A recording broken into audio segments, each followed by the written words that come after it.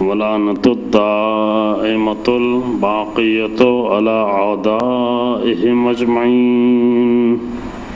أما بعد، فقد قال الله تبارك وتعالى في كتابه الكريم: بسم الله الرحمن الرحيم. لقد أرسلنا رسلنا بالبينات وأنزلنا معهم الكتاب والميزان ليقوم الناس بالقسط وأنزلنا الحديد فيه بأس شديد ومنافع للناس وليعلم الله من ينصره ورسله بالغيب إن الله قوي عزيز. صلوات محمد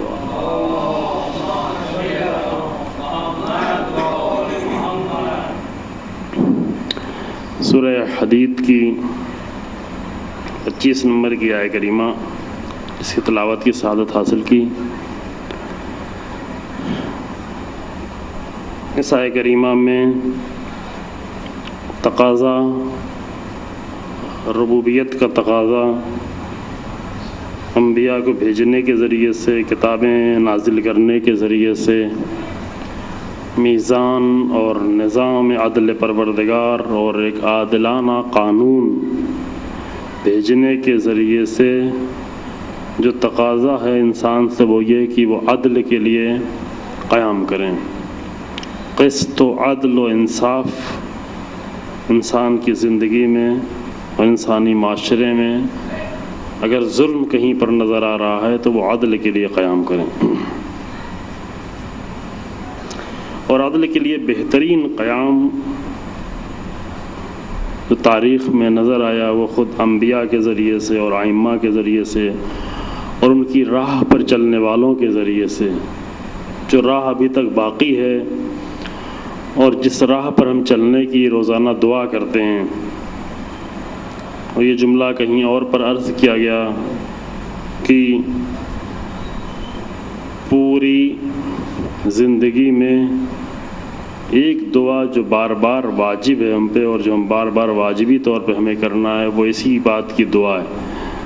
یوں تو دعائیں بہت ہیں اور دعائیں بہت بڑا سرمایہ ہیں، بہت عظیم خزانہ ہیں انسانیت کا، بشریت کا۔ دعائیں کہ اگر دعا نہ ہو انسان کی زندگی میں تو عبادت کا ڈھانچہ نظر آئے لیکن عبادت کی روح نظر نہیں آئے۔ عبادت کی روح دعائیں ہیں، یعنی انسان اگر دعا کر رہا ہو، اللہ کو پکار رہا ہو، لیکن کوئی دعا واجب نہیں کی گئی ہمارے اوپر، یہ نہیں کہا گیا کہ فلاں دعا فلاں وقت میں واجب ہے تمہارے لیے دعا پڑھنا، لیکن ایک دعا جو ہم پر واجب کی گئی ہے وہ یہی دعا ہے، ایک ایسے راستے کی دعا کہ جو استقامت کا راستہ ہو، اعتدال کا راستہ ہو، جس میں انحراف نہ ہو، جس میں افراط و تفریط نہ ہو۔ اور یہ دعا انسان کو بار بار کرنا ہے، واجب طور پر کرنا ہے، کم سے کم 10 بار دن میں انسان کو واجب ہے کہ یہ دعا کرے: اہدنا الصراط المستقیم۔ اور کوئی دعا واجب نہیں ہے۔ جتنی بھی آپ دعائیں پڑھتے ہیں کوئی دعا ہم پر واجب نہیں ہے، اگرچہ بہت ہی عظیم ہے، اگرچہ بہت بڑا سرمایہ ہے، اگرچہ سب کچھ ہے، اگرچہ دعا سے اگر انسان خالی ہو جائے تو قرآن کہتا ہے مستکبر ہے وہ انسان جو دعا نہیں کرتا ہو۔ لیکن یہ کوئی بھی دعا ہم پر واجب نہیں قرار دی گئی کہ آپ یہ دعا پڑھیں واجب ہے، یہ دعا کریں واجب ہے۔ لیکن ایک دعا جس کو واجب قرار دیا گیا، جسے بار بار انسان کو کرنا ہے، وہ بھی نہیں کہ زندگی میں ایک بار کر لیا، زندگی میں 4 بار کر لیا،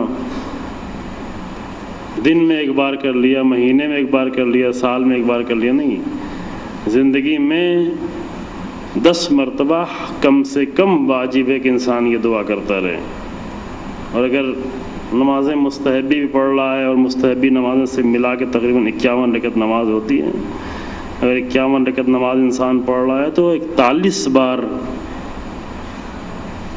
تقریباً، بلکہ اس سے بھی زیادہ، 44-45 بار انسان کے اوپر واجب ہے کہ یہ دعا پڑھے: اہدنا الصراط المستقیم۔ کیونکہ ایسا نہیں کہ مستحب نماز پڑھ رہے ہیں تو سورہ حمد پڑھیں یا نہ پڑھیں، کوئی اور سورہ پڑھ لیں۔ سورہ حمد پڑھنا نماز مستحب ہے لیکن سورہ حمد پڑھنا واجب ہے، وہ تو نہیں چھوڑ سکتا۔ تو صرف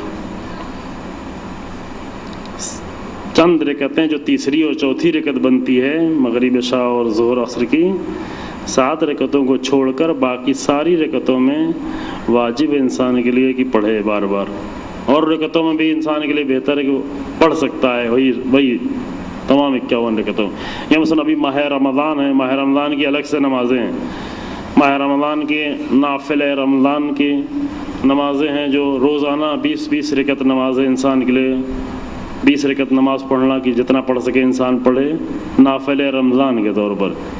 تاکید بھی کافی، یہی وہ نافل رمضان ہے کہ جس کو اہل سنت تراویح کے نام سے پڑھتے ہیں، تراویح کے طور پر، لیکن وہ نماز ہمارے یہاں بھی ہے. اب ان لوگوں نے تھوڑا وہی افراط و تفریط ہوا، اعتدال کا راستہ نہیں اپنایا گیا دونوں طرف سے. ایک نماز مستحب تھی، اس کو انہوں نے واجب قرار دیا، تقریباً اس حد تک کر دیا کہ واجب ہو جائے، اور وہ مستحب نماز ہم نے اپنی زندگی میں اس سے استفادہ ہی نہیں کیا. نافل رمضان کہ 20 تاریخ تک روزانہ 20 رکعت نماز ہے، اور 21ویں تاریخ سے لے کر آخر تک روزانہ رات میں 30 رکعت نماز نافل رمضان کی. اور اسی طریقے سے پہلی شب قدر، دوسری شب، تیسری شب اور 29ویں شب میں 100 رکعتیں کہ سب ملا کر 1000 مستحب نمازیں ہیں ماہ رمضان کی الگ سے. 1000 رکعت سب بنتی. اب 1000 رکعت، یہ ساری نماز جتنی ہے 2 رکعت کی ہے، تو 1000 رکعت انسان نماز پڑھے، اور 1000 رکعت میں کتنی بار کہے؟ ماہ رمضان میں روزانہ کے واجب نمازوں کے علاوہ اور دوسری نمازوں کے علاوہ 1000 بار انسان کا اہدنا الصراط المستقیم یہ دعا پڑھے واجب طور پہ.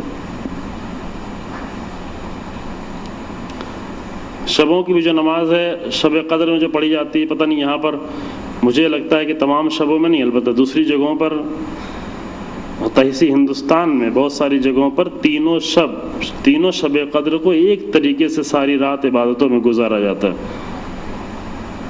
بہت ساری جگہوں پر یہ نہیں کہ 1-2 رکعت کی نماز پڑھ کے تھوڑے سے اعمال انجام دے کر کے انسان چلا گیا، چلو 23ویں شب میں عبادت انجام دیں گے.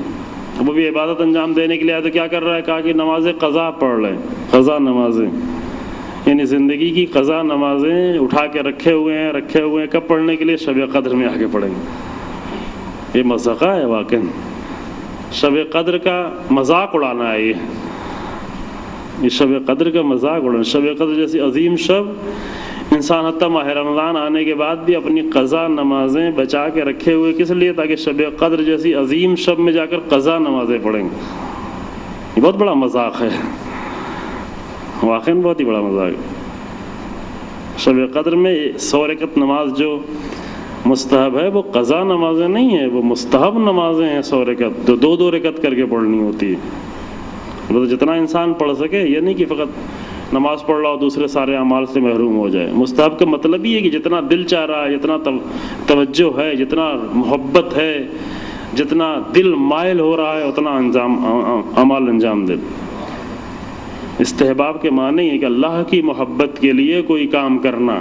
استحباب حب سے بنا، حب یعنی محبت، استحباب یعنی حب چاہنا. استغفار جیسے مغفرت چاہنا، ویسے استحباب یعنی اللہ کی محبت چاہنا. تو اللہ کی محبت میں جو جتنا انسان کا دل چاہے اتنا اعمال انجام دے، یعنی کہ زبردستی کرے، اپنے آپ کو پریشان کرے. لیکن وہ مستحب نمازیں رکھی گئی ہیں. یہ نہیں کہ انسان ایک تو قضا نمازیں اٹھا کے کہے کہ بعد میں پڑھیں گے، بعد میں کریں گے. پھر ماہ رمضان بھی ہے، ماہ رمضان آنے کے بعد ہی ماہ رمضان گزرنے لگے، شب قدر آئے تو کہ اب قضا نمازیں پڑھنی ہیں، میری قضا نمازیں باقی ہیں.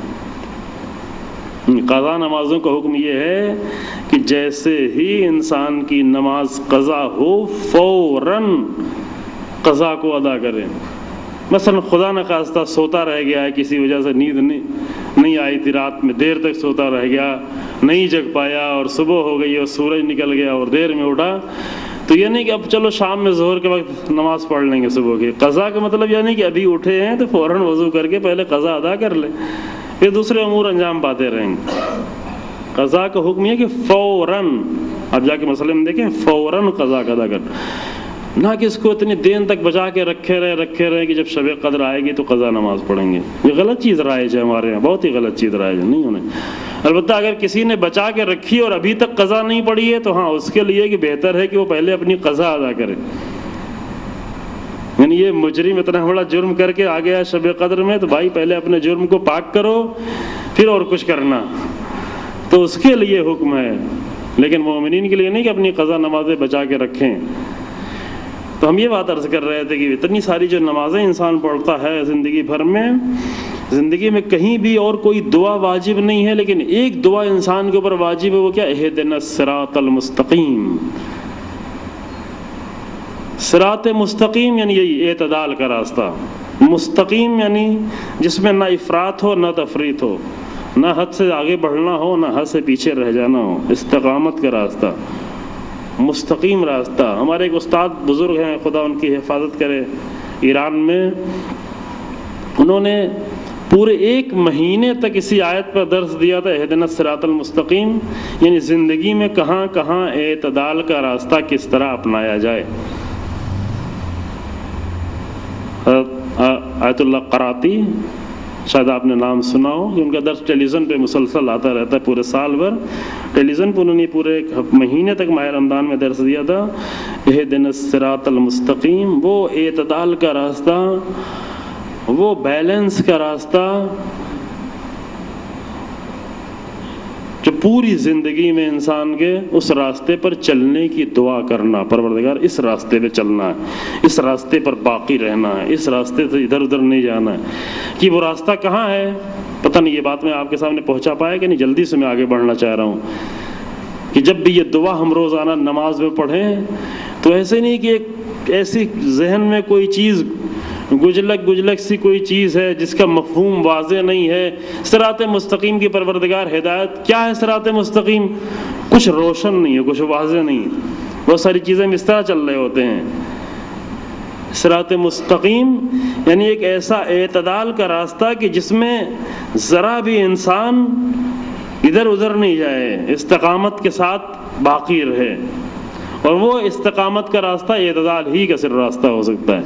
کہ وہ راستہ خود قرآن نے بتا بھی دیا کہ وہ کن لوگوں کا راستہ ہے. صراط الذین انعمت علیہم، ان لوگوں کا راستہ کہ جن پر اللہ نے نعمتیں نازل کی ہیں. غیر المغضوب علیہم ولا الضالین، نہ ان لوگوں کا راستہ کہ جن پر اللہ نے غضب نازل کیا ہے. جن کے اوپر غضب نازل ہو ان کے راستے پر نہیں چلنا ہے. جو اللہ کی نعمتوں کے نازل ہونے والے لوگ ہیں ان کے راستے پر. کہ اس دوسرے والے حصے پر ایک پورے عشرے میں گفتگو کرنے کی توفیق ملی ہے اس پر، صراط الذین انعمت علیہم پر، کہ وہ کون لوگ ہیں جن کا راستہ. کہ البتہ اسی میدان میں، اسی فیلڈ میں ہم آگے بڑھ رہے ہیں کہ جو راستہ ہے انبیاء کا راستہ، اولیاء کا راستہ، خود اسی قرآن میں اس آیت کی تفسیر بھی موجود ہے. اس آیت کی تفسیر دوسری آیت میں کہ ان لوگوں کا راستہ پروردگارہ، ان لوگوں کا راستہ کہ الذین انعم علیہم من الصدیقین والشہداء والصالحین، شہداء کا راستہ، صدیقین کا راستہ، صالحین کا راستہ، انبیاء کا راستہ، انبیاء کا راستہ. یہ سب راستہ کون سا؟ وہی صراط مستقیم راستہ، رسول اللہ کا راستہ، امیر المومنین کا راستہ. کیونکہ یہ سب کے راستے الگ الگ نہیں ہیں، یہ سب کے راستے ایک ہیں. الگ الگ راستے ہوں تب کہا جائے وہ ان کا راستہ الگ تھا، ان کا راستہ الگ ہے. نہیں، یہ سارے راستے ایک ہیں. باطل راستے الگ الگ ہوا کرتے ہیں لیکن حق راستہ ہمیشہ ایک ہوا کرتا ہے. اور حق راستے پر ہمیشہ استقامت ہوتی ہے، مضبوطی ہوتی ہے. حق راستے کے اصول کبھی ٹوٹا نہیں کرتے، انداز کبھی بدلا نہیں کرتے. کل یہاں تک ہم آپ کی خدمت پہنچے تھے اور یہیں پر چند روایتیں پیش کرنی تھی جو نہیں پیش کر پائے وقت کی تنگی کی وجہ سے. کہ اصول نہیں بدلتے، باطل اپنے اصول تبدیل کرتا رہتا ہے لیکن حق کبھی اپنے اصول کو تبدیل نہیں کرتا. اور یہ معاملہ ظاہری طور پر ممکن انسان کی زندگی میں ذرا سخت لگ رہا ہو، لیکن اس راہ کو اپنا لے انسان تو یہ راہ بہت ہی آسان ہوتی چلی جاتی ہے، بلکہ وہ بہت مشکل ہوتا ہے. بار بار اصولوں کا بدلنا، بار بار اصولوں کو تبدیل کرنا، بار بار اپنی زندگی کے پرنسپلز کو تبدیل کرتے رہنا، یہ بہت مشکل ہوتا ہے انسان کے لیے. کیوں مشکل ہوتا ہے؟ اس لیے مشکل، ابھی کل تو کچھ کیا تھا، آج کچھ کر رہے ہیں، لوگ دیکھ رہے ہیں، سب دیکھ رہے ہیں، آج بدلا ہوا ہے. انسان کی حیثیت اپنی نگاہوں میں گر جاتی ہے. سب سے بڑی مشکل یہ پیش آتی ہے جب انسان اپنی زندگی کے بار بار اصول بدلتا ہے تو سب سے پہلا نتیجہ اس کا کیا ہوتا ہے؟ سب سے پہلا نتیجہ یہ ہوتا ہے کہ اپنی عزت خود اپنی نگاہوں میں انسان کے گر جاتی، بار بار اصول بدلنا. مطلب مومن کی جو ایک صفت بتائی گئی، یہ روایتیں جو آپ کے سامنے پیش کر رہے تھے اس میں سے بعض پیش کرتے ہیں آپ کی خدمت میں. مومن کی صفت خود امیر المومنین علیہ الصلوۃ والسلام فرماتے ہیں، اللہم صلی علی محمد،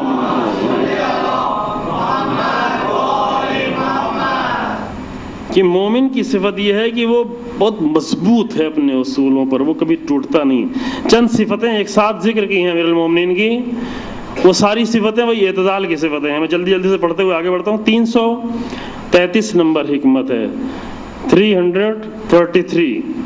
جو مجھ سے کہا گیا کہ اردو گنتی جو ہے فقط 30 تک یہاں سمجھ میں آتی، 30 کے بعد جو لوگوں کو سمجھ میں نہیں آتی، تو ٹھیک ہے میں آپ کے ساتھ انگلش بھی عرض کر رہا ہوں کہ 333 حکمت نمبر حکمت میں امیر المومنین السلام فرماتے ہیں کہ تشریف لیں، امیر المومنین السلام فرماتے ہیں کہ المومن بشرہ فی وجہہ و حزنہ فی قلبہ. مومن کی چند جملے سے بہت توجہ کریں گے. مومن وہ ہے کہ جس کے چہرے پر خوشی کے آثار ہوتے ہیں، دل میں غم کے آثار ہوتے ہیں. بہت ہی عظیم جملے ہیں یہ. جملے واقعاً شاید اور کہیں سے نہ مل پائیں. صرف ایک ہی گھرانہ ہے، ایک ہی لوگوں کا راستہ ہے کہ جو اس راستے پر چلتے بھی ہیں اور ایسی باتیں کرتے بھی ہیں. یہ انداز کہیں اور نہیں ملے گا. مومن وہ نہیں ہے کہ چہرے پر تو جس سے ملے ایسی غم کی باتیں کریں کہ سب کا مزاج ہی خراب کر دے. یہ مومن نہیں ہے. اور اندر جو ہے لٹو پھوٹ رہے ہوں، نعمتیں اتنی جلب کر رہا ہو لوگوں سے، یعنی اپنی پریشانیاں بیان کر کے اتنا زیادہ لوگوں سے کھینچ رہا ہو کہ اندر جو ہے دل کو خوشی ہو رہی ہو، لیکن چہرہ بیچارے کا ہمیشہ مغموم پڑا ہوا ہو، ہمیشہ انسان پریشان. نہیں، مومن کی صفت نہیں ہے. بلکہ مومن کی صفت کیا؟ بشرہ فی وجہ، چہرہ حشاش بشاش، چہرے پہ رونق ہے، چہرہ خوش ہے، لیکن اندر اسے غم ہے. اندر سب کا غم ہے، اندر بہت سارے غم اس کے چھپے ہوئے ہیں. لوگوں کا غم ہے، بشریت کا غم ہے، انسانیت کا غم ہے، دین کا غم ہے، لوگوں کی گمراہی کا غم ہے، جوانوں کا غم ہے، پڑوسیوں کا غم ہے، اپنے بچوں کا غم ہے، دوسروں کے بچوں، کتنے سارے غم مومن کے دل میں درد ہوا کرتا ہے. اوسع شیئا صدرا واضل شیئا نفسا. مومن وہ ہے کہ جس کا سینہ بہت کشادہ ہے. صدر، سینہ اس کا کیا ہے؟ کشادہ سینہ ہے، شرح صدر پائی جاتی ہے، تنگ دل نہیں ہے. نفس اس کا جو ہے وہ بہت متواضع ہے، متکبر نہیں ہے. سینہ کشادہ ہے لیکن سینہ کشادہ ہونے کی وجہ سے متکبر نہیں ہو جائے کہ ہمارا دل بہت بڑا ہے، ہم بہت بڑے لوگ ہیں.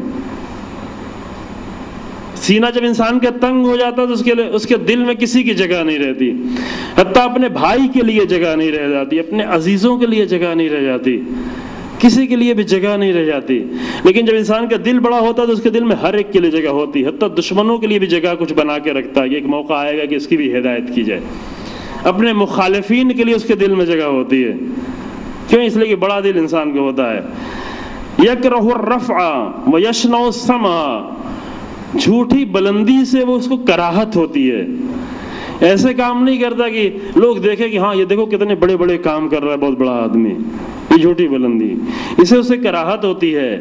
دکھاوے کی باتیں، سننے کی باتیں لوگ سنے جانیں، اس سے اس کو دشمنی ہوتی. یشنع السمع. طویل غمہ بعید ہمہ. اس کا غم، یہ جملے بھی بہت پیارے جملے ہیں، میں ترجمہ اس کا اردو میں کرنا بہت مشکل ہے. جو لوگ عربی جانتے ہیں وہ ان جملوں کو پڑھ کے بھی لذت کے احساس ہوتا ہے امیر المومنین کے اس کلام کو. فرماتے ہیں طویل غمہ بعید ہمہ. اس کا غم بہت طولانی ہے، اس کی فکریں بہت طولانی ہیں، اور اس کی ہمتیں بہت بلند ہیں. بلند ہمت والا. چھوٹی چھوٹی ہمت نہیں کرتا. میں شرح کرنے کے بغیر آگے بڑھ رہا ہوں، بغیر شرح کے. مشغول وقتہ کثیر سمتہ، مشغول وقتہ، اس کی خاموشی زیادہ ہے. چونکہ جو لوگ زیادہ خاموش رہتے ہیں وہ زیادہ عمل انجام دیتے ہیں. جو لوگ زیادہ بولتے ہیں تو سب سے بڑا عمل وہ اپنے بولنے ہی کو سمجھتے ہیں کہ بول رہے ہیں بس سب سے بڑا عمل انجام دیں. بولنا خود ایک عمل ہے نا، انسان کا بولتے رہنا یہ خود بھی ایک عمل ہے. تو جو انسان ہر جگہ، ہر چوراہے پر، ہر دکان پر، ہر نکڑ پر، ہر موڑ پر، ہر گھر میں، ہر جگہ بیٹھ کے فقط بول رہا ہوتا ہے تو سب سے بڑا ہنر اپنا کیا سمجھتا ہے؟ بول لینا. اب بول لیا تو اسے اور کچھ کرنے کی ضرورت نہیں ہے. امام فرماتے ہیں مومن کی صفت یہ ہے کہ اس کی باتیں تو کم ہے، اس کا خاموشی اس کی بہت زیادہ ہے. مشغول وقت ہو، لیکن اس کا وقت مشغول ہے کام میں،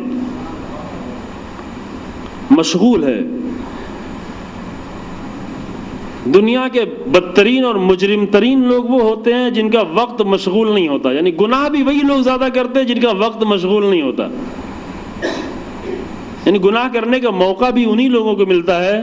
ممکن ہے کہ انسان بہت دیندار نہیں ہو، لیکن اگر اس کا وقت مشغول ہے تو وہ بھی گناہ نہیں کرتا. دینداری شرط نہیں ہے. اور ایک آدمی اپنے آپ کو دیندار سمجھتا ہو لیکن اس کا وقت فری ہے، سارا وقت فری ہے. صبح سے اٹھا ہے شام تک فری ہے، شام ہوئی ہے شام سے لے کے صبح تک فری ہے. ہر وقت وہ آزاد ہے. اس کا وقت، اس کو کوئی کام نہیں ہے، کچھ کرنا دھرنا نہیں ہے، فرصت ہی فرصت ہے. ایسا انسان کیا ہے؟ اس کے لیے گناہ کرنے کا موقع بھی بہت زیادہ فراہم ہے. فقط ایک غیبت نہیں، ہر طرح کا گناہ کرنا اس کے لیے آسان ہو جاتا ہے. پچھلے سال شاید یہ واقعہ پتہ نہیں، میں نے یہاں پہ پڑھا تھا نہیں ہے، دوسری جگہ پہ پڑھا تھا کہ انبیاء کی سیرت میں سے، امیر المومنین کی سیرت میں سے، جو سیرت کی گفتگو ہو رہی ہے، یہ تھا کہ اپنے وقت کو خالی نہیں چھوڑتے تھے. روایت میں جملہ موجود ہے کہ اپنے نفس کو مشغول رکھو ورنہ تمہارا نفس تم کو مشغول کر دے گا. بہت ہی خوبصورت جملہ یہ. اپنے آپ کو مشغول رکھو، اپنے اس نفس کو، ورنہ یہ نفس اگر مشغول نہیں ہوگا تو تمہاری پوری زندگی کو مشغول کر دے گا. وہ بوڑھے انسان کا واقعہ مجھے یاد نہیں آ رہا کہ یہاں پہ پڑھا تھا کہ نہیں پڑھا تھا، کہ رسول اللہ کی زندگی میں کہ رسول اللہ پلٹے، رسول اللہ جنگ سے پلٹے، لوگ رسول اللہ کا استقبال کرنے کے لیے آئے، ایک بہت بڑا مجمع رسول اللہ کے استقبال کرنے کے لیے. انہی لوگوں کے درمیان میں ایک بوڑھا انسان، اس کا نام سعد تھا، سعد انصاری، مدینے کے رہنے والا انصاری تھا. بوڑھا انسان تھا، وہ بھی آئے رسول اللہ کے استقبال کرنے کے لیے. سب رسول اللہ سے ہاتھ جا کے ملا رہے ہیں. اس نے بھی جب جا کے رسول اللہ سے ہاتھ ملایا تو رسول اللہ نے اس کے ہاتھ کو پکڑ لیا. یہ واقعہ پڑھا کہ نہیں؟ یہاں پر نہیں پڑھا؟ خوب، تو سنیں غور سے. رسول اللہ نے اس کے ہاتھ کو پکڑ لیا، کہا کہ تمہارا ہاتھ بہت سخت ہے، ہاتھ بہت ہی سخت ہے.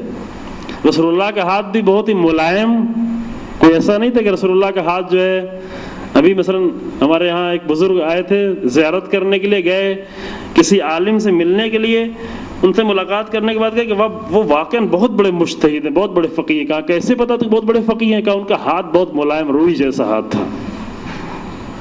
یہ معیار نہیں ہے علم کا، روئی جیسا ہاتھ ہے، بہت ملائم ہو. نہیں، جس کو بھی کام کرنے کا موقع نہیں ملا ہے، محنت کا کام، اس کا ہاتھ ملائم ہو جاتا ہے نا. جس نے بھی کبھی کوئی محنت کا کام نہیں کیا ہو، سخت کام، یا پہلے کیا ہو لیکن ایک لمبی مدت سے اگر کام کرنا چھوڑ دیا ہو تو اس کا ہاتھ کیا ہو جاتا ہے؟ ملائم ہو جاتا ہے.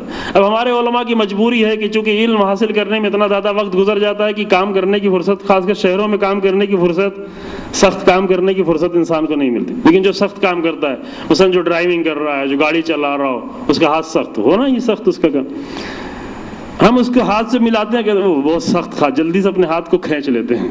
لیکن رسول اللہ نے اس کے ہاتھ کو کیا کیا؟ پکڑ لیا. یہ انداز ہے، انداز بدلے ہوئے ہوتے ہیں. کہا کہ تمہارا ہاتھ بہت سخت ہے. تو کہا ہاں یا رسول اللہ، اضرب بالمر والمصحات، ہم جو ہے کام کرتے ہیں بیلچے سے اور کلہاڑی سے کام کرتے ہیں. وانفقوا علی عیالی، اگر یہ جملہ پہ وانفقوا علی عیالی، اور پیسہ حاصل کر کے اپنے اہل و عیال پہ اس کو خرچ کرتے ہیں تاکہ ان کو عزت کی زندگی نصیب کر سکیں، دے سکیں. تو رسول اللہ نے اس کے ہاتھ کو کیا کیا؟ فقبل یدیہ، رسول اللہ نے اس کے ہاتھ کو چوم لیا. اللہ اکبر، اس کے ہاتھ کو رسول اللہ نے چوما، اور چومنے کے بعد صرف چوم کے چھوڑ نہیں دیا بلکہ اس کے بعد جملہ فرمایا کہ واللہ ھذہ ید، واللہ یہ ہاتھ وہ ہے کہ خدا کی قسم یہ آتش جہنم سے محفوظ ہے. وہ پورا جملہ مجھے یاد نہیں آ رہا ہے، شاید کہیں نوٹس میں میرے لکھا ہوگا لیکن ڈھونڈیں گے تو وقت لگ جائے گا، پہلے سے ارادہ نہیں تھا پڑھنے کا. کیونکہ ھذہ ید، یہ وہ ہاتھ ہے، خدا کی قسم یہ وہ ہاتھ ہے کہ جو آتش جہنم سے محفوظ ہے. مومن کی ایک صفت کیا ہوتی ہے کہ اپنے وقت کو مشغول رکھتا ہے، اپنے وقت کو فری نہیں رکھتا. اگر وقت کہیں پہ فری ہو بھی رہا ہو تو بھی اچھے کام میں مشغول کر دیتا ہے. حتیٰ تفریح میں بھی اگر مشغول کرنا، جو تفریح بھی زندگی کی ایک ضرورت ہے انسان کی، لیکن کون سی تفریح؟ ایک سالم تفریح، ایک اچھی تفریح، ایک اچھی تفریح، اس میں بھی مشغول کرنا یعنی ایک اچھی تفریح. کیونکہ اگر صحیح تفریح میں اپنے وقت کو مشغول نہیں کرے گا تو شیطان اگر باطل تفریح میں مشغول کر دے گا. ابھی تفریح کے سامان بہت فراہم، ہر انسان کے جیب میں موبائل پڑا ہوتا ہے، جتنا چاہے باطل تفریح وہاں پر انسان کرنا چاہے. اگر انسان صحیح تفریح میں، صحیح علم میں، صحیح باتوں میں اپنے وقت کو مشغول نہیں کرے گا تو کوئی ہے جو اس وقت کو مشغول کرنے کے لیے ہمیشہ گھات میں بیٹھا ہوا ہے. یہ مومن کی صفت امیر المومنین نے بیان فرمائی. یہ فرمایا مشغول وقت، شکور، صبور، مغمور بفکرت، ہی شاکر ہے، صابر ہے مومن، فکر میں ہمیشہ غرق ہے. ظنین بخلت ہی، ایک معنی اس کے کہ اپنے دوستوں کے بارے میں پہلے تھوڑا ظن رکھتا ہے، گمان کی پتہ نہیں کیسا ہو، ایسے نہیں جی جس سے تھوڑا سا کچھ مل جائے کوئی بات فوراً دوست بنا لے. چونکہ دوست ہی وہ ہیں کہ جو انسان کی زندگی میں بڑے بڑے موڑ پیدا کرتے ہیں.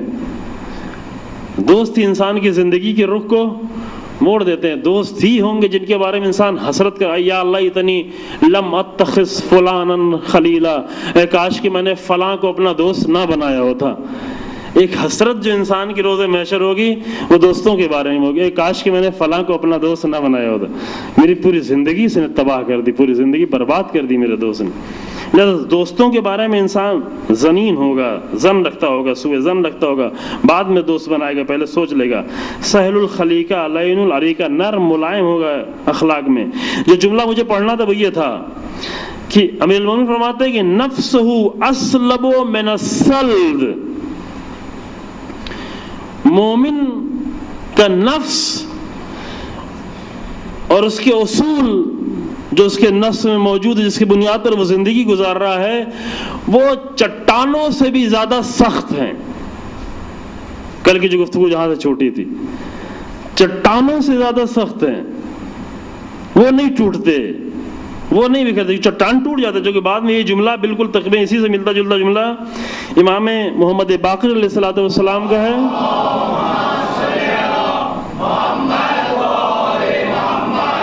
یہ حکمت نمبر 333 تھی. امام کا جو جملہ امام باقر علیہ السلام کا وہ بہار میں ہے اور کافی میں، دونوں جگہ بھی یہ جملہ موجود ہے. امام فرماتے ہیں المؤمن اسلب من الجبل.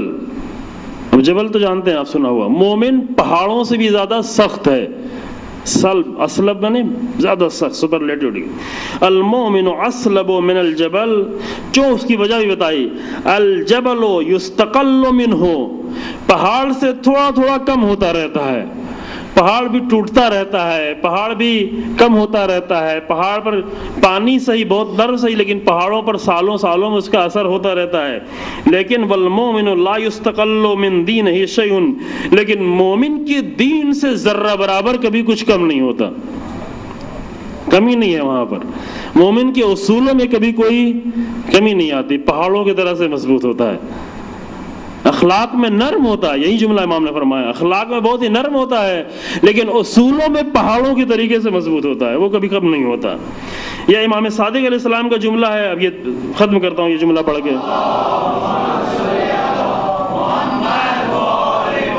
امام نے فرمایا کہ المؤمن اشد من زبر الحدید، مومن لوہے کے ٹکڑے سے بھی زیادہ شدید ہے، سخت ہے.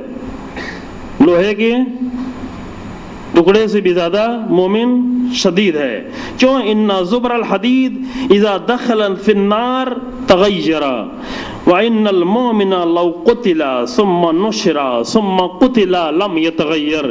اس لیے کہ لوہے کو اگر آگ میں ڈال دیا جائے تو وہ متغیر ہو جاتا ہے، لیکن مومن کو اگر قتل کیا جائے پھر زندگی دی جائے پھر قتل کیا جائے تو اس کے اندر کوئی تبدیلی نظر نہیں آتی، وہ نہیں بدلتا، اس کے اندر تبدیلی نہیں آتی. لہذا آواز دی تھی شب عاشور میں کہ ایک زندگی نہیں، مجھے 70 بار قتل کیا جائے، 70 بار زندہ کیا جائے، لیکن ذوالقرنین کے اصولوں میں کوئی تبدیلی نہیں آئی. وہ اسی طریقے سے امیر المومنین، وقت کے امیر المومنین امام حسین علیہ السلام کی مدد کر دی. یہ اصول ہے.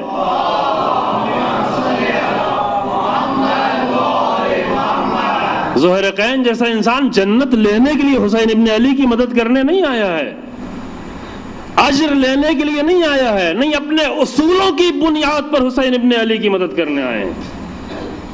اگر جنت کے لیے آتے تو شب عاشور واپس چلے جاتے، کیونکہ شب عاشور جنت مل چکی. جنت دینے کی ضمانت اگر حسین ابن علی کر لے تو کون جنت روکنے والا ہے؟ شب عاشور میں جنت مل چکی تھی. اگر جنت کے لیے آتے تو جنت شب عاشور کی رات کی تاریکی میں زہیر کو چلا جانا چاہیے تھا، سب کو چلا جانا چاہیے تھا. لیکن جو اپنے اصولوں کی وجہ سے حسین ابن علی کی مدد کرنے آئے تو وہ شب عاشور کیا ہے، اسے 70 مرتبہ اسے قتل کیا جائے لیکن پھر بھی وہ پیچھے نہیں ہٹتا. تو یہ انداز ہے، یہ مومن کا انداز ہوتا ہے. مومن کا انداز سمجھ میں آ جائے پھر امیر المومنین کا انداز سمجھنا زیادہ آسان ہو جائے گا. کیوں امیر المومنین کی زندگی میں تبدیلی نہیں آتی تھی؟ کیوں امیر المومنین اتنا مضبوطی سے بار بار لوگ آ کر مشورہ دے رہے ہیں؟ مشورے بار بار چلتے تھے. ایک تو اگر امام آ کر کسی سے مشورہ مانگے تو اچھا ہے، مشورہ دے، امام نے کہا ہے. امام کو خود ضرورت نہیں ہوتی مشورے کی، لیکن لوگوں کی صلاحیتوں کو زندہ کرنے کے لیے امام رسول آ کر مشورہ مانگتے ہیں تاکہ ان کی صلاحیتیں ختم نہ ہو جائیں. لیکن امام جب تک مشورہ نہ مانگے کسی کو حق نہیں ہے کہ آگے امام کو مشورہ دیں. لیکن یہ بار بار مشورہ دیتے تھے لوگ آ کر کہ آپ رکیں، آپ تھوڑا ٹھہریں، آپ خلیفہ سوم کے گورنروں کو معزول نہ کریں، بعد میں گفتگو آئے گی. امام نے سارے گورنروں کو معزول کر دیا، سارے گورنروں. اچھا ٹھیک ہے، آپ نے سب کو معزول کر دیا ہے، لیکن شام کے گورنر کو رہنے دیں، چونکہ اس کے پاس پاور ہے، طاقت ہے. کچھ دن رہنے دیں، اپنے زندگی، اپنی حکومت کو مضبوط کر لیں، طاقتور ہو جائیں. جب قوی ہو جائیں، مضبوط ہو جائیں، تب آپ جو اس کو معزول کر دیجیے گا. لیکن امام اپنے اصولوں کے ساتھ، امام کے اصول ہیں کہ الہی حکومت میں باطل گورنر ایک لمحے کے لیے نہیں رہ سکتا،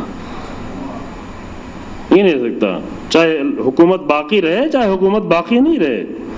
تاکہ یہ الزام تو نہیں آئے کبھی کہ حکومت الہی تھی لیکن گورنر باطل تھا. یہ امیر المومنین السلام کی زندگی میں کہیں پر نظر نہیں آئے. لہذا یہ وہ راستہ ہے، اصولوں کے نہ ٹوٹنے والا راستہ. اور یہی وہ راستہ ہے جس کو کہتے ہیں اہدنا الصراط المستقیم، اعتدال کرا صراط مستقیم. جب بھی یہ صراط مستقیم کا لفظ آپ دہرائیں، اب یہ مشکل ہے یہاں کی کہ مجلس 10 بجے بھی شروع ہوتی ہے تب بھی لوگ جو ہے اطمینان سے آتے ہیں، اور وہ بات جو ہے، اور کچھ باتیں ایسی ہوتی کہ پوری اگر نہ سنی جائے تو سمجھ میں نہیں آتی ہے. ایسی میری بات تھوڑا مشکل ہو جاتی ہے، پھر اس میں آدھی بات سنی جائے تو اور مشکل ہو جاتی ہے. صراط مستقیم عرض کیا گیا کہ واجب دعا، ایک دعا جو انسان کو بار بار واجب طور پر کہنا ہے، باقی دعائیں کوئی واجب نہیں، لیکن ایک دعا واجب ہے بار بار بار بار. وہ کون سا راستہ؟ وہ اعتدال کا راستہ. صراط مستقیم یعنی اعتدال کا راستہ، جس میں نہ افراط ہو نہ تفریط ہو. جہاں بھی افراط و تفریط آتا ہے وہاں پہ کیا پیدا ہوتا ہے؟ افراط و تفریط جہاں ہوتی ہے وہاں دو چیزیں پیدا ہوتی ہیں. ایک تو جہالت. افراط و تفریط ہوتی ہے جہالت کے نتیجے میں. یہ اپنی طرف سے میں نہیں عرض کر رہا ہوں، یہ بھی امیر المومنین السلام کا کلام ہے. جس کی زندگی کا ہر لمحہ اعتدال کا لمحہ تھا، اسے حق ہے کہ وہ آ کر بتائے کہ اعتدال پر باقی رہنا ہے تو کیا طریقہ اپنایا جائے، اور اعتدال سے نکلنے کی وجہ کیا ہے. اعتدال سے نکلنے کی وجہ جو امیر المومنین بتاتے ہیں وہ ہے جہالت. ابھی ہماری زندگیوں میں جتنا بھی اعتدال سے نکلا ہوا انسان نظر آ رہا ہے، چاہے وہ اعتقادی مسئلہ ہو، چاہے وہ اخلاقی مسئلہ ہو، چاہے وہ دینی مسئلہ ہو، جہاں بھی اعتدال سے نکلا ہوا انسان نظر آتا ہے، اس کی اصلی وجہ کیا ہے؟ جہالت، واقعاً جہالت۔ اور یہ ہم اپنی طرف سے نہیں کہہ رہے ہیں، امیر المومنین فرما رہے ہیں کہ لا تر الجاہل الا مفرطا او مفرطا۔ نہج البلاغہ میں یہ کلام بھی نہج البلاغہ ہی میں موجود ہے، حکمت نمبر 70۔ امام فرماتے ہیں کہ لا تر الجاہل الا مفرطا او مفرطا، جاہل کو تم نہیں دیکھو گے مگر یہ کہ جاہل ہمیشہ دو حالتوں میں سے ایک حالت میں ہوگا، یا تو افراط کر رہا ہوگا، حد سے آگے بڑھ گیا ہوگا، یا تفریط کر رہا ہوگا، حد سے پیچھے رہ گیا ہوگا۔ یعنی اگر کسی کو پہچاننا چاہتے ہیں کہ یہ عالم ہے کہ عالم نہیں ہے، تو یہ جا کر اس کی زندگی میں دیکھیں کہ اس کی زندگی میں اعتدال کتنا ہے۔ اگر اعتدال ہے تو امیر المومنین کی نگاہ میں وہ عالم ہے، لیکن کتنا بھی زیادہ پڑھ لکھ گیا ہو لیکن اگر اس کی زندگی میں اعتدال نظر نہیں آ رہا ہے، وہ میزان نہیں ہے، وہ بیلنس نہیں ہے زندگی میں، وہ توازن نہیں رہ گیا ہے، تو انسان کتنا بھی پڑھا لکھا ہو لیکن امیر المومنین کی نگاہ میں وہ جاہل ہے، امام کی نگاہ میں جاہل۔ جہالت کیا ہنر دکھاتی ہے؟ جہالت کا ہنر یہ کہ انسان کو اعتدال سے باہر کر دیتی ہے، یا افراط کر رہا ہوتا ہے یا تفریط کر رہا ہوتا ہے، یہاں سے آگے بڑھا ہوا ہوتا ہے، یہاں سے پیچھے رہا ہوتا ہے۔ اور اپنا راستہ امام نے جو فرمایا وہی فرمایا، نحن النمرقۃ الوسطی بہا یلحق التالی والیہ یرجع الغالی، ہم ہی وہ اعتدال کا راستہ ہیں، ہم ہی۔ امیر المومنین کے کلمہ 109 نمبر حکمت، وہ 70 نمبر حکمت تھی، 109 نمبر حکمت ہے، سینگ آف وزڈمز جو آخری چیپٹر ہے، کہ ہم ہی وہ اعتدال کا وسطی یعنی وہ بیچ کا اور اعتدال کا راستہ ہیں، کہ ہر پیچھے رہ جانے والے کے لیے ضروری ہے کہ آگے ہم سے ملحق ہو جائے، اور ہر آگے بڑھ جانے والے کے لیے ضروری ہے کہ وہ آگے ہم سے مل جائے واپس پلٹ کے۔ غالی، غلو کرنے والا، اگر غلو کرنے والا آ کر ہم سے نہیں ملتا تو گیا، ہاتھ سے نکل گیا۔ پیچھے رہ جانے والا بھی آ کر اگر امیر المومنین سے نہیں ملتا تو وہ بھی زندگی اس کی تباہی، افراد کی زندگی ہے۔ لہذا ہم ہی معیار ہیں۔ یہ جگہ جگہ، ابھی ہم سارے جملے میں نہیں پڑھوں گا آپ کے سامنے، بہت کئی جملے ہیں، امام علی علیہ السلام کے کئی جملے خود ہیں۔ فرمایا طریقتنا القصد، ہمارا راستہ وہی اقتصاد کا راستہ۔ اقتصاد کے معنی کل آپ کے سامنے بیان کر چکے ہیں، یعنی ہمارا راستہ اعتدال کا راستہ۔ سبیلنا اہل البیت القصد والسبیل الواضح، ہم سارے اہل بیت کا راستہ اعتدال کا راستہ ہے۔ نحن الامت الوسط، ہم اصل امت وسط یعنی وہ امت جو اعتدال کی امت ہے وہ ہم ہی ہیں، چونکہ قرآن نے یہ حکم دیا ہے کہ وَكَذَلِكَ جَعَلْنَاكُمْ أُمَّةً وَسَطًا، ہم نے تم کو امت وسط قرار دیا، لَتَكُونُوا شُهَدَاءَ عَلَى النَّاسِ وَيَكُونَ الرَّسُولُ عَلَيْكُمْ شَهِيدًا، ہم نے تم کو امت وسط قرار دیا۔ سورہ بقرہ کی آیت نمبر 143۔ امام فرماتے ہیں نحن الامت الوسط، ہم ہی امت وسط ہیں، یعنی ہم ہی وہ اعتدال کا راستہ ہیں۔ نحن الشهداء وَلَلَّهُ عَلَى خَلْقِهِ وَحُجَّةُ وَالْعَرْضِ، یہ کیوں بار بار امام جگہ جگہ فرما رہے ہیں؟ اس لیے بتا رہے تاکہ وہ اعتدال کا راستہ ہمارے ہاتھوں لگ جائے۔ وہ لگنا مشکل کام ہوتا ہے، آسانی سے وہ راستہ ہاتھ نہیں آتا۔ اب وہ راستے کی طرف آ جائیں، چونکہ بار بار دن کم ہے اور آپ کی پھر بے چینی بڑھتی چلی جائے گی۔ وہ راستہ ہے، اعتدال کا راستہ ہے کیا؟ وہ اعتدال کا راستہ کون سا راستہ ہے؟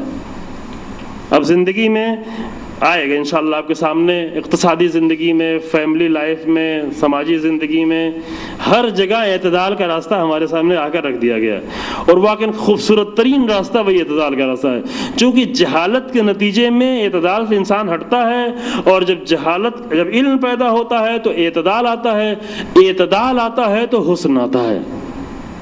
یہ جملہ کل ہم جلدی سے کہہ کے گزر چکے تھے، اور ابھی بھی اس کو ہم تفصیل میں نہیں جائیں گے کہ وہی اعتدال ہے، وہی حسن ہے انسان کی زندگی میں جہاں جہاں اعتدال ہے۔ جہاں اعتدال سے انسان باہر نکل گیا، زندگی حسین نہیں نظر آتی، خود کو بھی نظر نہیں آتی، دوسروں کو بھی حسین نظر نہیں آتی۔ امام زمان کا دور حکومت بہت ہی حسین ہوگا، اللہم صلی اللہ علیہ وسلم، امام کا دور حکومت بہت ہی حسین ہوگا، اس لیے حسین ہوگا اس لیے کہ اعتدال پہ سب کچھ چل رہا ہوگا، حکومت عدل ہوگی، یملأ الارض قسطا وعدلا کما ملیت ظلما وجورا. جس طریقے سے زمین ظلم سے بھری ہوگی، امام کیا کرے گا؟ چونکہ ظلم یعنی اعتدال سے ہٹا ہوا راستہ. امام کیا کریں گے؟ امام آ کر اس زمین کو عدل سے بھر دیں گے، اور جہاں عدل پیدا ہوگا وہیں اعتدال شروع ہو جائے گا. چونکہ عدل سے اعتدال ہے، عدل سے بیلنس ہے، عدل سے توازن ہے. تو اعتدال کہاں کہاں چاہیے؟ سب سے پہلے انسان کی اپنی اعتقادی زندگی میں. اعتقادی زندگی میں اعتدال یعنی کیا؟ اعتقادی زندگی میں اعتدال سے ہٹنا یعنی شرک، یعنی کفر، یعنی نفاق. معتدل انسان وہ نہیں ہے. راہ مستقیم سے ہٹا ہوا انسان کون ہے؟ جو کس راستے سے ہٹ گیا ہو؟ اعتدال کے راستے. اعتدال کیا؟ اعتقاد میں اعتدال کیا ہے؟ اعتقاد میں اعتدال توحید کا راستہ ہے. کسی بھی طریقے انسان خود کو اتنا بڑا سمجھنے لگے، خود کو خدا سمجھ پائے، یعنی حد سے آگے بڑھ گیا، اعتدال سے آگے نکل گیا ہے، خود کو خدا سمجھ بیٹھا ہے.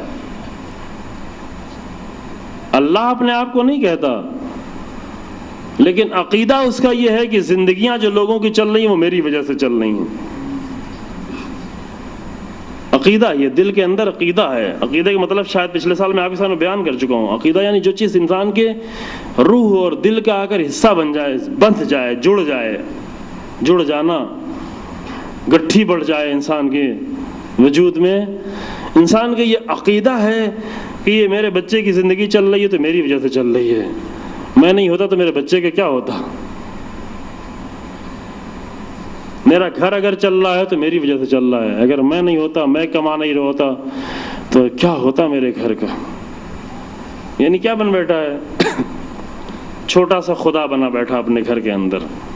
اسی کو خدا کہتے ہیں. ایک چھوٹا سا ہوتا ہے، ایک بہت بڑا ہو جاتا ہے. بہت بڑا ہوتا ہے تو کہتا ہے انا ربکم الاعلی. فرعون کو لوگوں نے بڑا خدا بنا دیا تھا، کیونکہ لوگ بھی یہ سمجھنے لگے تھے کہ فرعون کی وجہ سے میری زندگی چل رہی ہے. پھر فرعون کو بھی یہ بدگمانی ہو گئی تھی کہ اگر میں نہیں ہوتا تو کچھ نہیں ہوتا، میں چلا رہا ہوں لوگوں کی زندگی. لگا کہ میں انا ربکم الاعلی، میں تمہارا بڑا رب ہوں. فرعون یہ نہیں کہتا کہ میں تمہارا خالق ہوں. یہ فرعون نے کبھی نہیں کہا. فرعون نے یہ کبھی بھی نہیں کہا کہ میں تمہارا خالق ہوں. اور کوئی انسان بھی کبھی یہ نہیں کہتا کہ میں اپنے بیٹے کا خالق ہوں. خالق نہیں کہتا. لیکن رب کے مسئلے میں بہت ساری گڑبڑ ہوتی ہے. رب کے مسئلے میں توحید انسان کی بہت خطرے میں ہوتی ہے. کہتا ہے روزانہ الحمدللہ رب العالمین، الحمدللہ رب العالمین، الحمدللہ رب العالمین. سینکڑوں بار کہتا ہے رب العالمین. جب اپنی زندگی میں لیکن جب آ کر دیکھتا ہے تو اپنے آپ کو رب سمجھ رہا تھا کہ میں چلا رہا ہوں، میں چلا رہا ہوں، میں چلا رہا ہوں. میں نہیں ہوتا تو جماعت نہیں چلتی، میں نہیں ہوتا تو مسجد نہیں چلتی، میں نہیں ہوتا تو یہ محلہ نہیں چلتا، میں نہیں ہوتا تو پتہ نہیں کیا ہو جاتا، میں نہیں ہوتا تو میرا کم سے کم میں نہیں ہوتا تو میرا گھر نہیں چلتا، میرے بچے کیسے پڑھتے، میرے بچے کیا کھاتے، یہ سب کچھ میں چلا رہا ہوں. یہ کیا ہے؟ یہ اعتدال سے نکل گیا، توحید سے نکل گیا. انسان افراط کر رہا ہے، خارج ہو گیا ہے، خدا بن بیٹھا ہے، اپنے آپ کو خدا بنا رکھا ہے. تفرید یہ ہے کہ ہر ایک کو دوسرے کو خدا سمجھ لے. اگر یہ نہ ہوتا تو کیا ہوتا، اگر وہ نہ ہوتا تو کیا، میں تو کچھ بھی نہیں ہوں، سب مل کے میری زندگی چلا رہے ہیں. یہ بھی توحید سے باہر نکلا ہوا انسان. میرا باس نہ ہوتا تو کیا ہوتا، یہ کمپنی نہ ہوتی تو کیا ہوتی، یہ گھر نہ ہوتا تو کیا ہوتا، میرا شوہر نہ ہوتا تو کیا ہوتا، میری بیوی نہ ہوتی تو کیا ہوتی. یعنی جس کی طرف نگاہ اٹھتی ہے وہ اس نگاہ سے دیکھتا ہے کہ یہ میرا رب ہے، یہی میری زندگی چلا رہا ہے. کبھی کبھی کہہ بھی دیتا ہے کہ آپ نہ ہوتے تو میری زندگی کیا ہوتا. آخر کہتے ہیں، کبھی کہہ دیتے ہیں. تفریط، یہ تفریط ہے. یہ اعتدال سے نکلا ہوا انسان خارج ہو گیا، باہر ہو گیا. اعتقادی زندگی کی بھی بات، ابھی دوسری زندگی کی بات بعد میں آئے گی. البتہ یہ تھوڑا سخت ہے، یہ مرحلہ خود تھوڑا سخت ہے. سخت اس لیے چونکہ پچھلے پہلے عرض کیا گیا ہے کہ جو باتیں نہیں ہوتی وہ باتیں جب نئے سرے سے کی جاتی تو سخت ہو جاتی. جو باتیں روزانہ بیان ہوتی ہیں وہ انسان 80% پہلے سے خود ہی جان رہا ہوتا ہے، اس میں ایک نقطہ لگا دیا آسانی سے سمجھ میں آ جاتا ہے. توحید اتنا مظلوم سبجیکٹ ہو گیا ہے توحید وہ سبجیکٹ کہ جب بھی کوئی نبی آ کر اپنی گفتگو کا آغاز کرتا تھا تو پہلی بات جو کہتا تھا وہ توحید کی بات کہتا تھا. پورا قرآن بھرا پڑا ہے. توحید وہ کہ امیر المومنین کی زندگی میں اگر جا کر دیکھیں تو سب سے زیادہ جس سبجیکٹ پر، جس ٹاپک پر امیر المومنین نے کلام کیا ہے وہ توحید ہے. توحید سے زیادہ پوری نہج البلاغہ اٹھا کر دیکھ ڈالیں، نہج البلاغہ میں توحید سے زیادہ امیر المومنین نے کلام نہیں کیا ہے. سب سے بڑا سبجیکٹ جس پر توحید گفتگو کی وہ توحید ہے. دوسرے نمبر پہ تقویٰ ہے. یہ پہلا نمبر جو ہے توحید کا نمبر. اور توحید کے میدان میں امیر المومنین اتنا آگے بڑھ گئے ہیں، اتنا آگے بڑھ گئے ہیں.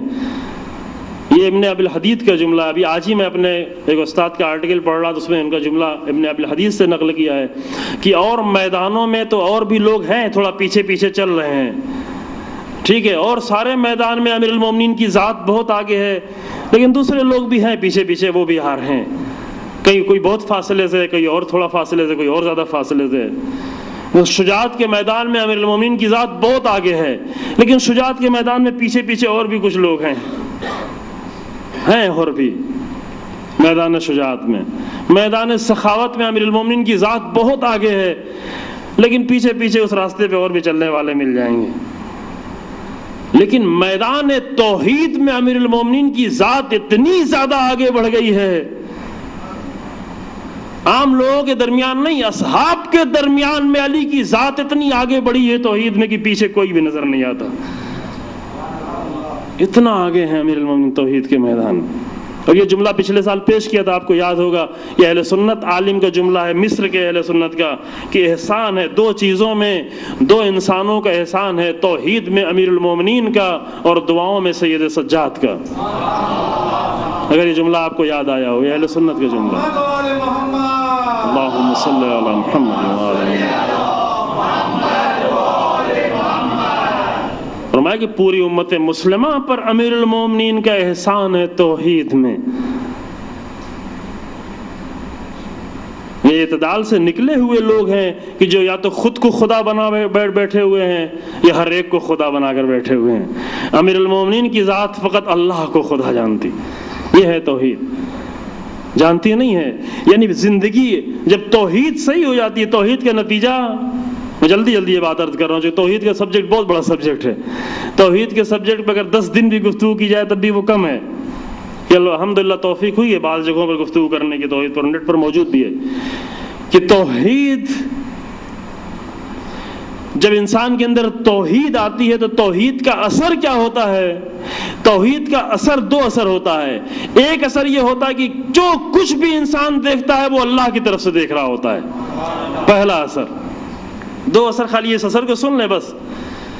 توحید کا پہلا اثر یہ ہے کہ زندگی میں جتنی بھی تبدیلی نظر آتی ہے، جو کچھ بھی دیکھ رہا ہوتا ہے وہ سب اللہ کی طرف سے دیکھ رہا ہوتا ہے.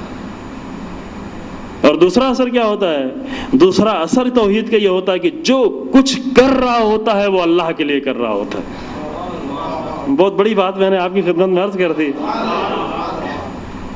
اسی کو محفوظ کر لیں، پوری مجلس یہی کافی ہے.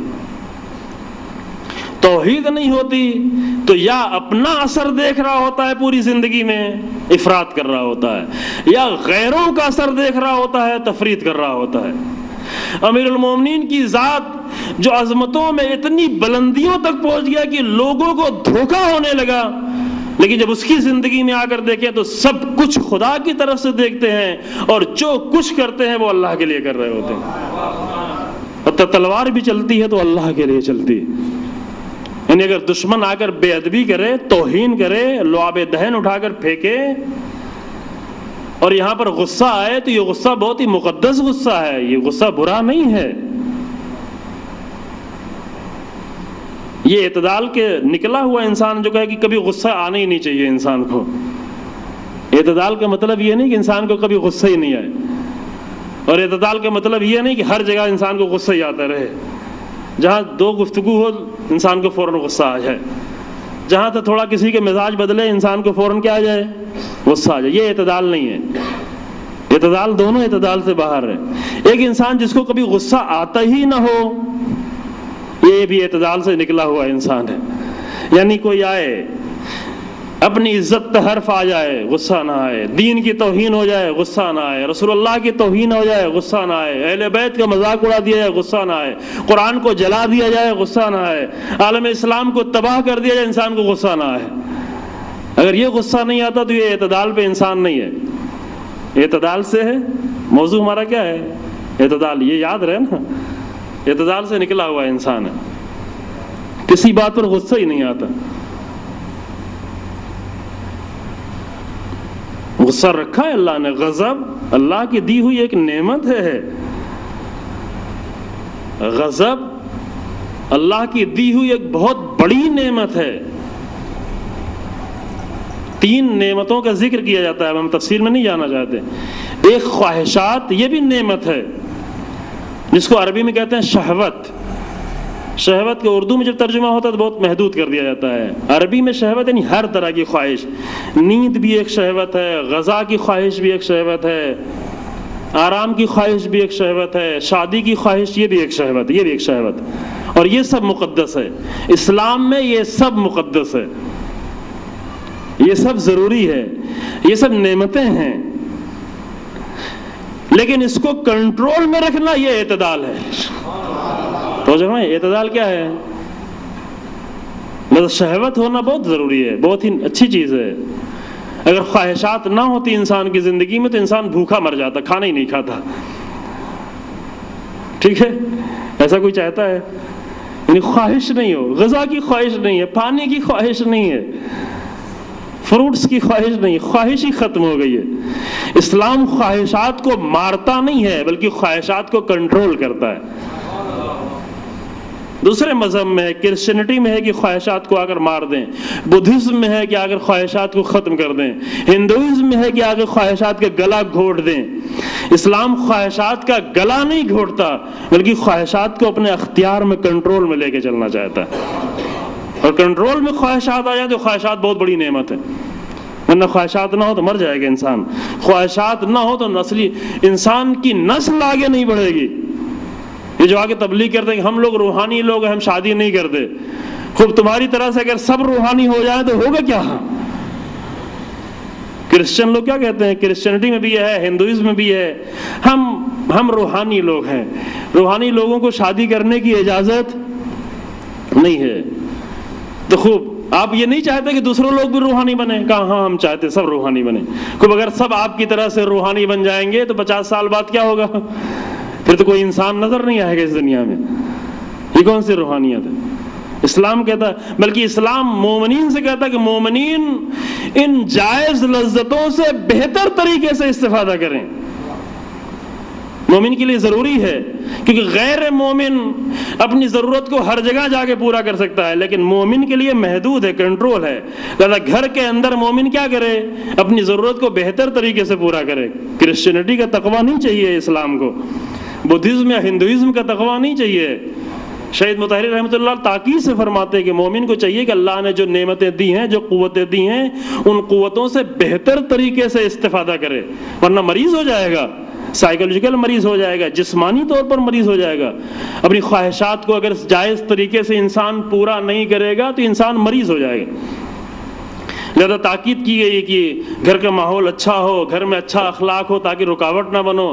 خواتین اپنے آپ کو سنواریں، سجائیں، زیور پہننے کے لیے کہا گیا۔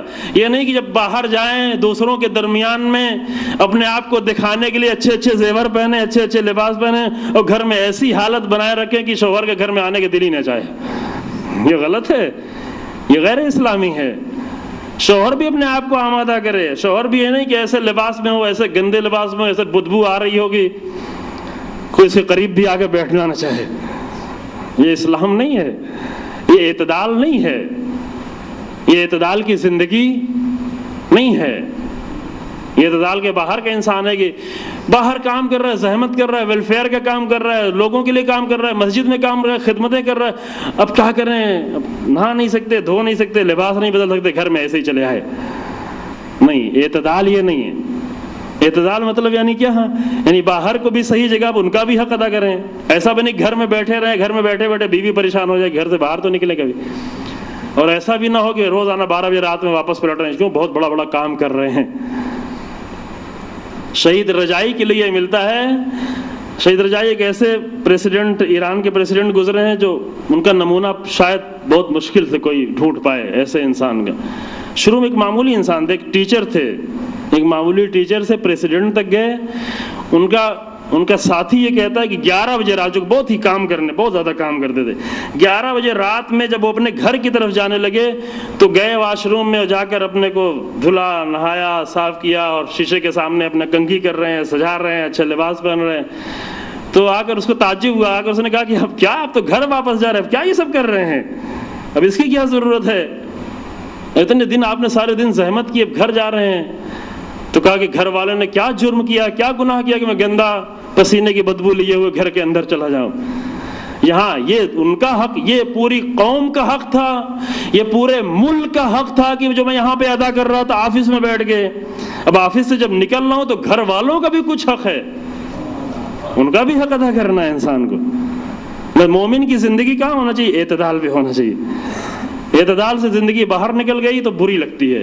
اعتدال بھی یہ زندگی ہو تو اتنے سال بعد بھی ہم آج ان کا واقعہ بیان کر رہے ہیں اور آپ کو اچھا لگ رہا ہے، حسین لگ رہا ہے، خوبصورت لگ رہا ہے. امیر المومنین کی زندگی بھی آئے کہ امام صلی گھر میں کیسے رہتے تھے، گھر کے اندر امیر المومنین کس طرح، جب فیملی زندگی پر ہم گفتگو کریں گے شاید انشاءاللہ کل یا پرسوں، گھر کے اندر امیر المومنین کی زندگی کیسی تھی، اچھی لگے واقعا گھر میں. فقط ایک ہی زندگی ہے جو ہر ایک کو اچھی لگتی ہے، وہ اعتدال کی زندگی ہے، اور کوئی زندگی اچھی نہیں. کیونکہ اعتدال سے نکلی ہوئی ممکن ہے کچھ لوگوں کو اچھی لگے لیکن دوسروں کو خراب لگے. ممکن ہے باہر جائیں تو دوستوں کو بہت اچھی زندگی لگے لیکن گھر میں آئے تو گھر والوں کو بہت خراب لگے. اور گھر میں آئے کچھ لوگ زندگی گھر والوں کو بہت اچھی لگ رہی ہے لیکن دوستوں کو بہت خراب لگ رہی ہے، پڑوسیوں کو بہت خراب لگ رہی ہے. لیکن اگر ان زندگی اعتدال پہ آ جاتی ہے تو ہر ایک کو اچھی لگتی ہے زندگی. اعتدال کا ہنر، اعتدال کا کام یہ ہے.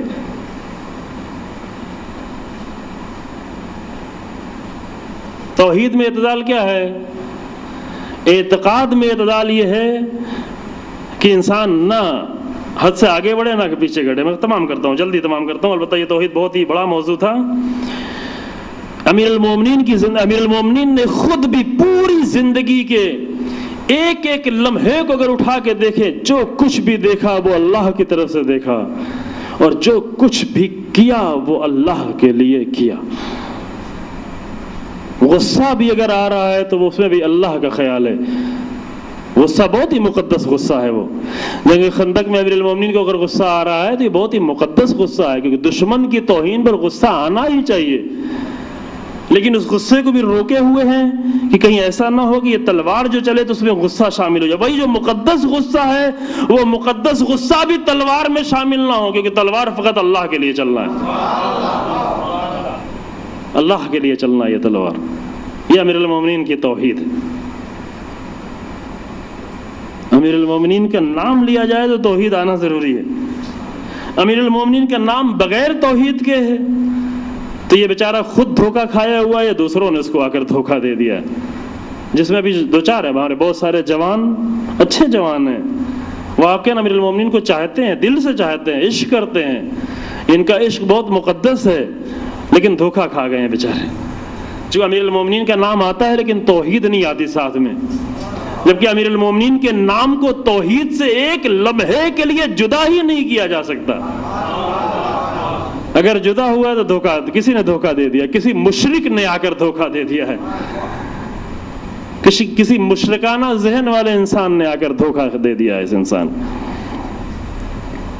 اور پھر اس کا نتیجہ کیا ہوتا ہے جب یہ عمل ہو جاتا ہے؟ بس تمام کرتا ہوں گفتگو عزیزوں، پتہ نہیں اگر فرصت ہوگی تھوڑا کل گفتگو کریں گے، ورنہ پھر کل دوسرے ٹاپک پر، چونکہ واقعاً فرصت کم ہے.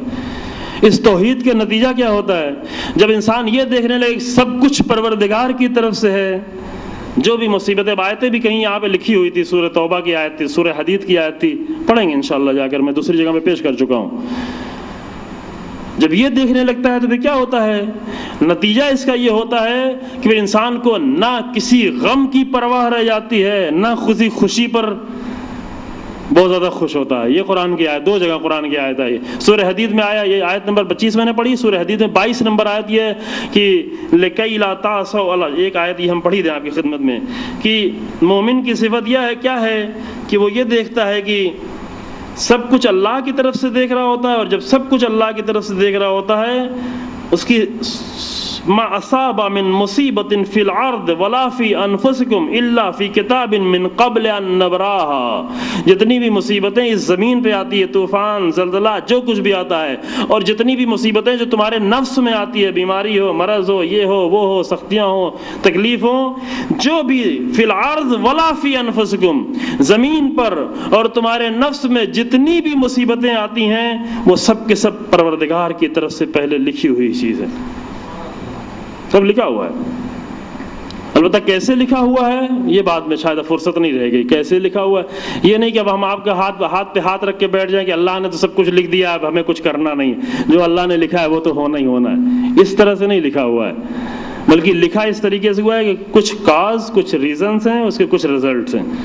اس طور پہ لکھا ہوگا, جو بھی طریقہ اپنایا جائے گا اس کا رزلٹ آئے گا. میں ایک جملے میں کہہ کے آگے بڑھتا ہوں, اگر ضرورت ہے اس کی توضیح بعد میں کروں گا انشاءاللہ. اللہ نے نظام بنایا, نظام کے طور پہ لکھا ہوا ہے.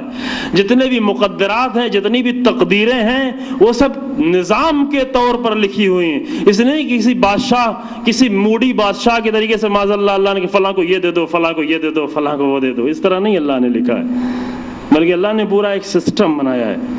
اس سسٹم میں ہر چیز تحریر ہے کہ جیسے جیسے جو کاز اپنایا جائے گا, جو طریقہ اپنایا جائے گا, اس کا رزلٹ آئے گا. لیکن لکھا ہوا سب اللہ کی طرف سے, تب اللہ کی طرف. اگر یہ انسان اس کا یقین ہو جائے, اس کا یقین مومنانہ طور پر یقین ہو, مومن کے طور پر اگر انسان یقین کر لے پوری طریقے سے, تو پھر اس کا نتیجہ کیا ہوتا ہے, یہ بعد والی آیت بیان کرتے سورہ حدید کی 23 نمبر آیت.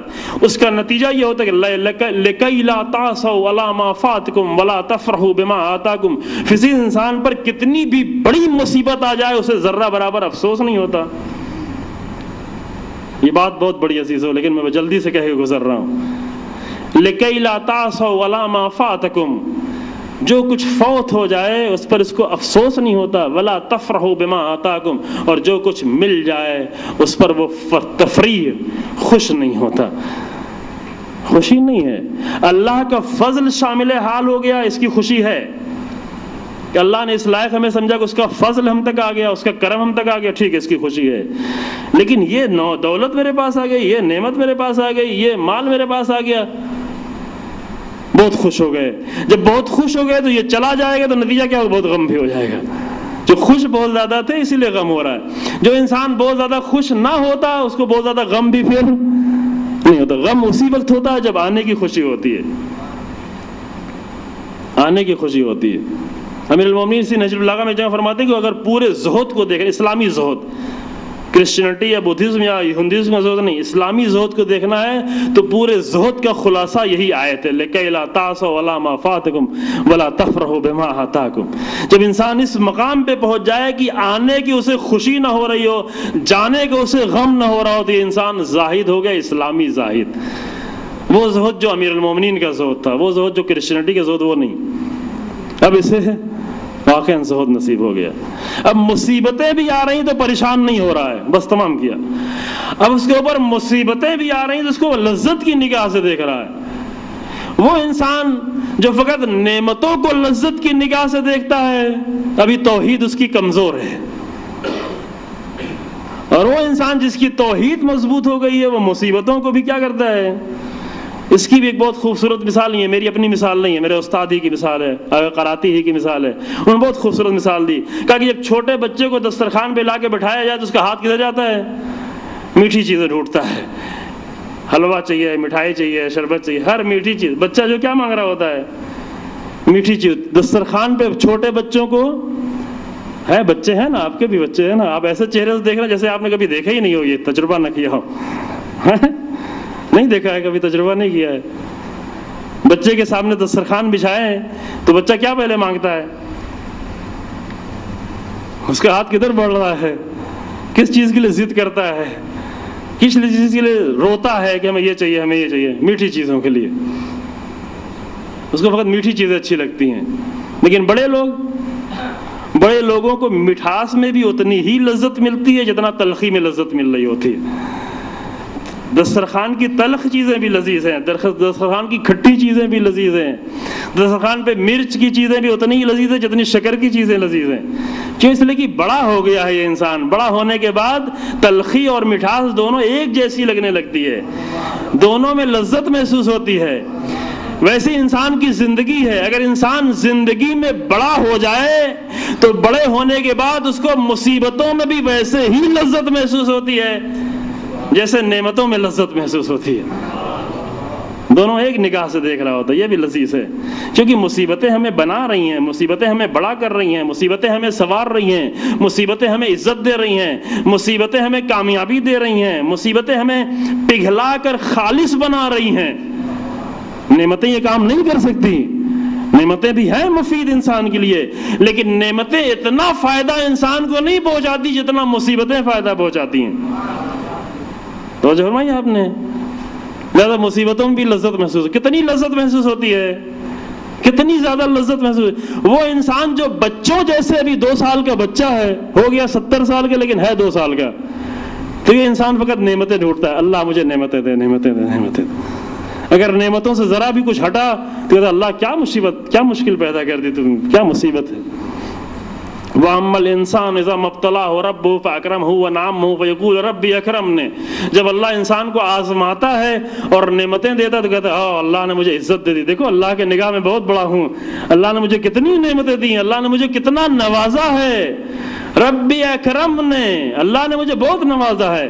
وَأَمَّا إِذَا مَا ابْتَلَاهُ فَقَدَرَ عَلَيْهِ رِزْقَهُ فَيَقُولُ رَبِّي أَهَانَنِ۔ لیکن اللہ جب دوسری آزمائش ڈالتا ہے اور تھوڑا رزق کو تنگ کر دیتا ہے، تھوڑا نعمتوں کو روک دیتا ہے تو کہتا ہے ربی اہانن، پروردگار نے میری توہین کر دی، پروردگار نے مجھے مصیبت میں ڈال دیا، پروردگار نے مجھے مشکل میں ڈال دیا۔ سورہ فجر۔ یہ کون سا انسان ہے؟ یہ 2 سال کا انسان ہے، ہو گیا ہے 70 سال کا لیکن ہے ابھی 2 ہی سال کا، ہے ابھی فقط 2 سال کا۔ لیکن جو انسان بڑا ہو جاتا ہے اس کا لہجہ کیا ہوتا ہے، اس کا انداز کیا ہوتا ہے؟ اس کا انداز یہ ہوتا ہے کہ ایک دن میں اتنی ساری مصیبتیں ایک انسان پر آ جائیں، پوری تاریخ انسانیت میں کسی انسان پر اتنی مصیبتیں نہیں پڑی جتنا حسین ابن علی پر ایک دن میں پڑی ہیں۔ لیکن انداز حسین ابن علی کا کیا ہے؟ انداز یہ ہے کہ پروردگارہ رضن بقضائک و تسلیما لعمرک، آخری سجدے میں سر رکھے ہوئے کریں الہی راضیا برضاک و تسلیما لعمرک۔ پروردگارہ حسین راضی ہے، حسین خوش ہے، حسین اس حالت پر خوش ہے، حسین اس حالت پر راضی ہے، بالکل مطمئن ہے حسین۔ حسین گھبرائے نہیں ہیں، حسین پریشان نہیں ہیں، غم ہے، غم پہ رونا فطری چیز ہے، لیکن حسین کے دل میں ذرہ برابر گھبراہٹ نہیں۔ یہ دشمن کے جملے ہیں، وہی دشمن جو حسین ابن علی کا سر قلم کرنے کے لیے جو دشمنوں نے مجمع اکٹھا کیا، انہی میں سے ایک کہتا ہے کہ خدا کی قسم میں نے نہیں دیکھا کسی انسان کو جس پر اتنی ساری مصیبتیں ایک دن میں آئی ہوں، جس نے اتنے لاشیں ایک دن میں اٹھائے ہوں، لیکن اس کے چہرے کی رونق بھی اتنی زیادہ بڑھتی چلی گئی۔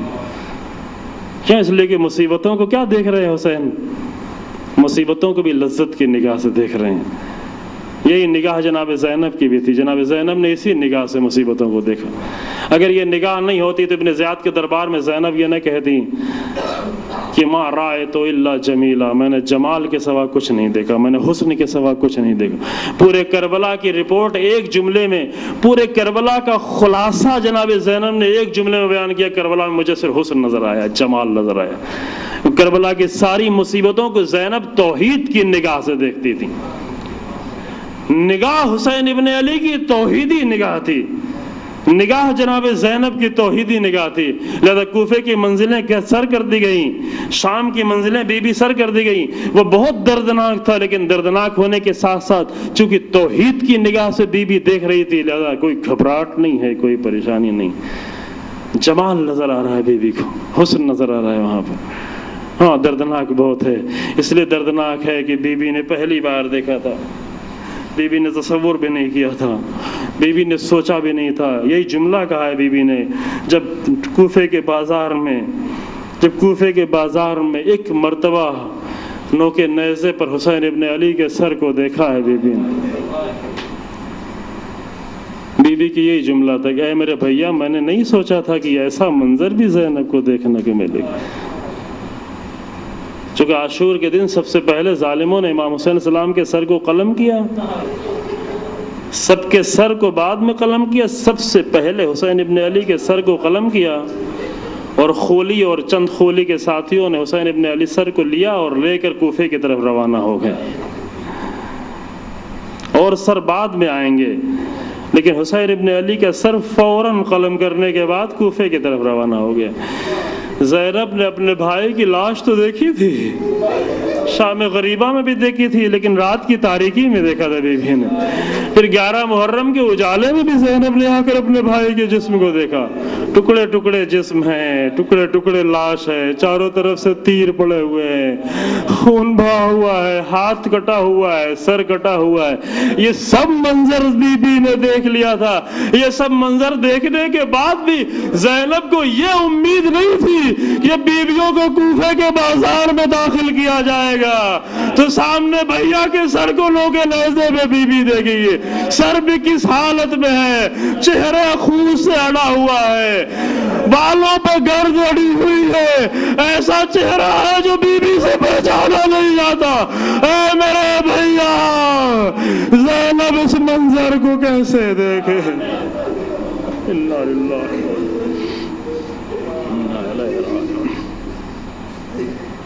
यअलमुल्लज़ीना ज़लमू अय्य मुनक़लिबिन यनक़लिबून रब्बना तक़ब्बल मिन्ना इन्नका अंतस समीउल अलीम बिहक़्क़ि मुहम्मदिन व इतरतिहित ताहिरीन।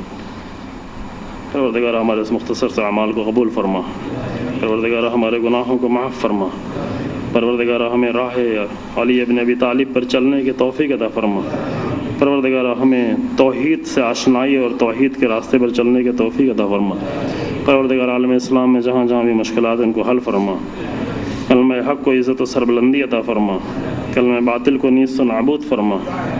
उलमाए हक़ और मराजा कराम की हिफाजत फरमा और रहबर इनक़लाब को इज़्ज़त व तूल उम्र अता फरमा। इमाम ज़माना के ज़ुहूर में ताजील फरमा और हमें इमाम के अमान व अंसार में शुमार फरमा। अब से गुजारिश है कि सूरह फ़ातिहा के तलावत फरमा कर मरहूम खादिम हुसैन जद्दी और मरहूमा लतीफ़ बेगम साहिबा की रूह को इरसाल फरमा।